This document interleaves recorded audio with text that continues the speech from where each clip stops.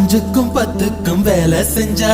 முந்தானையில் துளி கட்டும் தாய்மாரை நீ கொஞ்சம் தள்ளி வச்சா ஆத்தா ஒன்ன மன்னிப்பாளா தாய்ப்பால் உனக்கு குக்க கொல்லா தாயும் சேயும் ரெண்டு கண்ணு கால தொட்டு பூஜை பண்ணு